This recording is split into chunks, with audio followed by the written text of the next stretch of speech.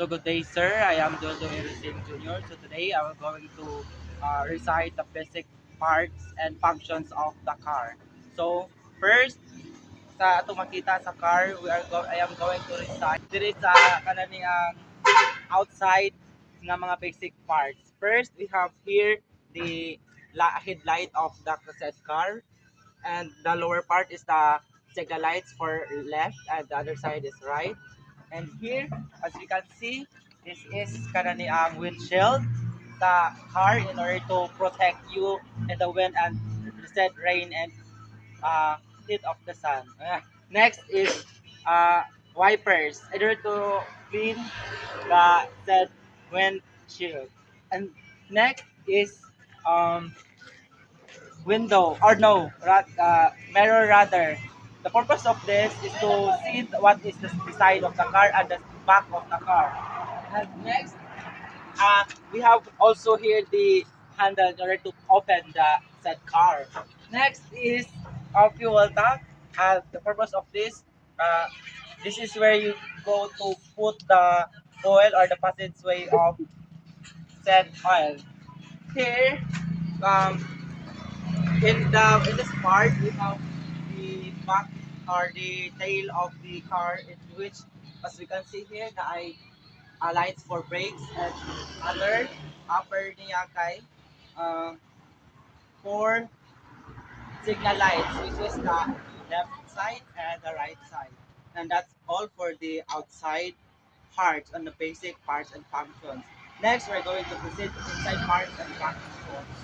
Go. So here sa inside, sa sulod sa car, as you can see na is steering wheel, and the center of the steering wheel kay para horn or i-beep nimo to warn the other cars in order for you to kanani ang turn left or right when the time ng signals ka.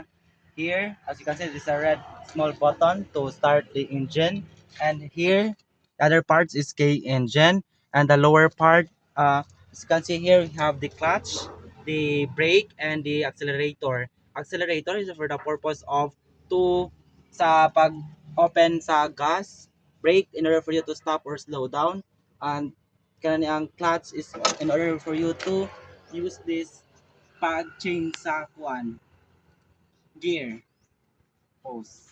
And the next part is dashboard. We have tachometer, Speed. speedometer, and the fuel gauge.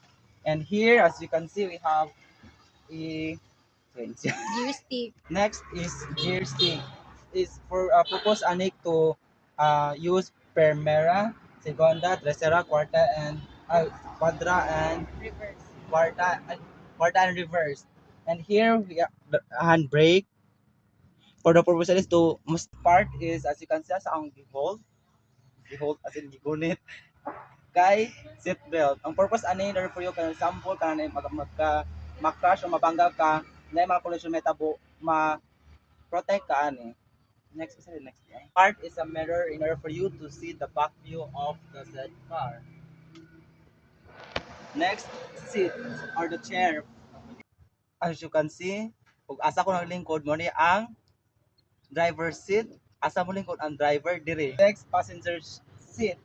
Diri mo lingkod ang passenger and also to the back passenger. So that's all for the basic parts and function of the outside and the inside the said car. And now there are 10 things you need to check before driving, which is the blow baguettes. It's B stands for brake, L stands for light, O stands for oil, W stands for water, B stands for battery, A stands for air, G stands for gas, E stands for engine, T stands for tire, and also lastly S stands for yourself. And that's all. Thank you.